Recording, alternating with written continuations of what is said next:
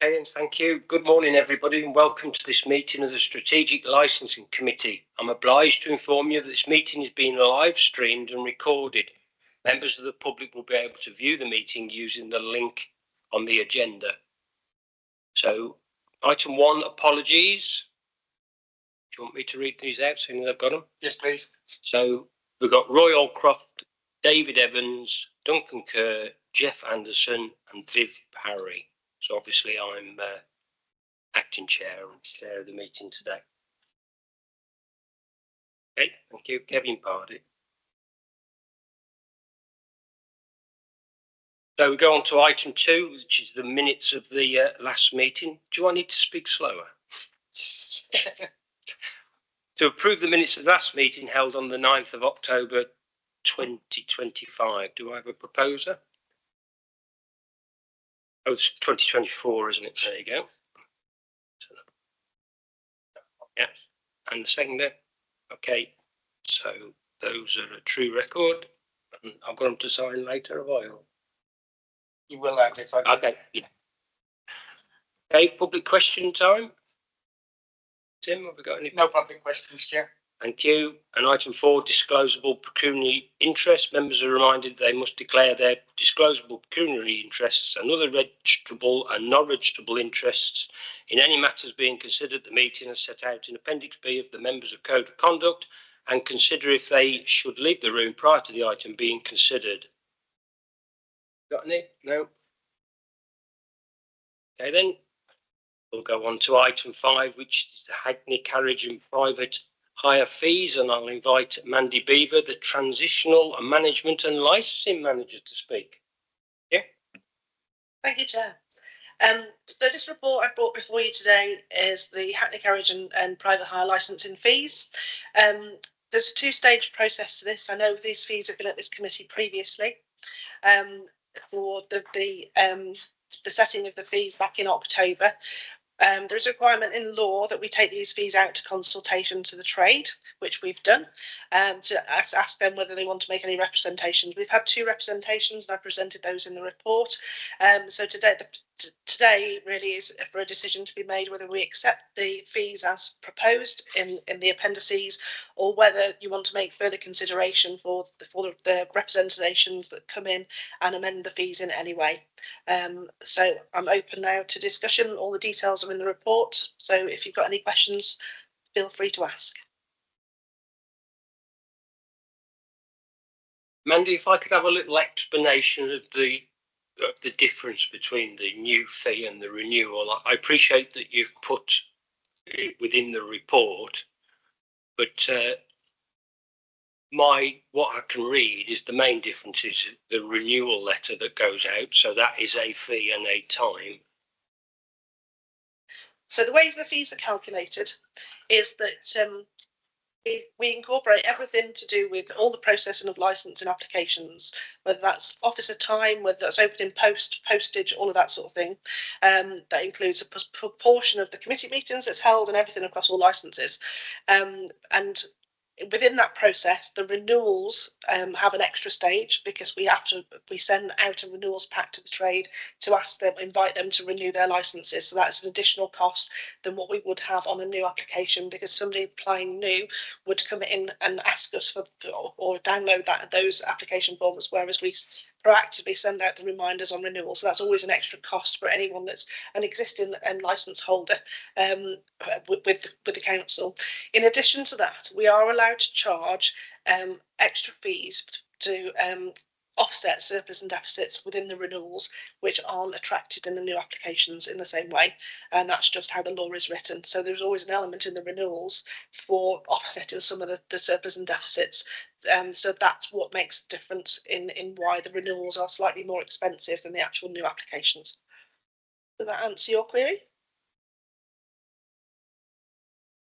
Yes, thank you. Just curious, are we surplus or deficit each year currently?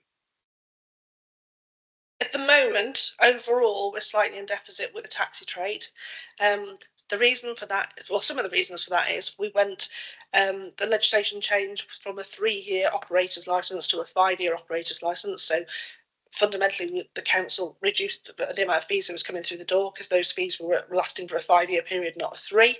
The drivers the same, that they had an automatic 3-year licence rather than initial 12 months and then a 3-year. The legislation change did put us at a deficit, and we're doing work year on year now to actually recoup those deficits. And that report and that information, the detailed information, is always presented to this committee in the October meeting when the first set of fees are actually set. So I've brought all of the detail of those fees before you with the surplus and deficits.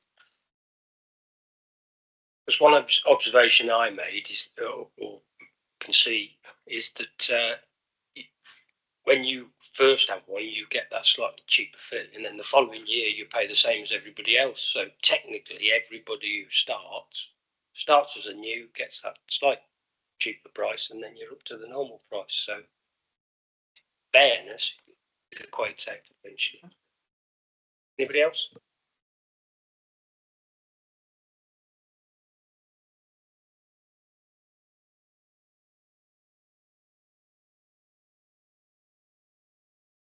No, they make a representation to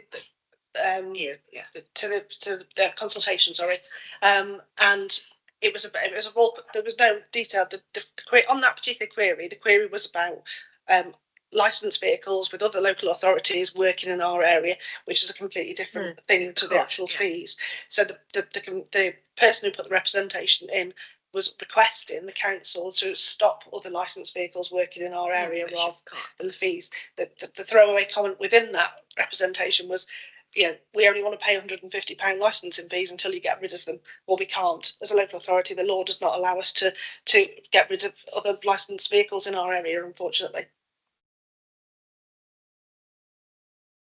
If you took a guess, the nearest fee is £215 for a renewal of a vehicle. So I'll invite members to my recommendation is that we stay as is in the report. Yes. Is everybody in agreement with that? Yeah. Okay then. Thank you. Was there any other recommendation, or was it just that one? No, it's just that one. Right. That's it.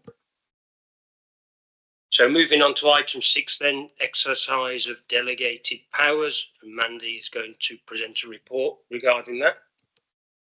This is the standard report that comes to this committee every time we meet. It just gives the committee an idea of all the licences and the different types of licences that we've processed since the previous committee meeting. There's quite a length, because we haven't met since October, is what I should say.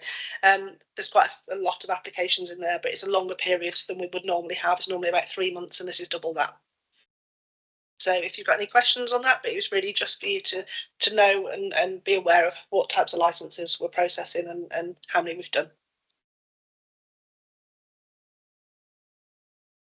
Okay, so thank you very much for that.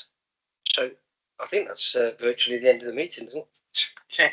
So I just want to thank Mandy and her team for this is the 4-year stint that I've done, and a lot of the members on here as well. We have got a large strategic licensing committee, but the reason for that is it provides a pool of members for the subcommittees.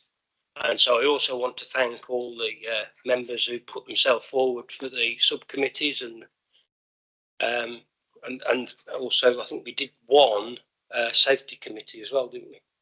Yes, which is a very rare beast, and also the legal officers, and certainly the one subcommittee that I was on. That was the one in Shrewsbury for the cafe. Yeah, I had to rely on your expertise for that. So thanks very much, everybody. And I think that's the close of the meeting then. Thank you.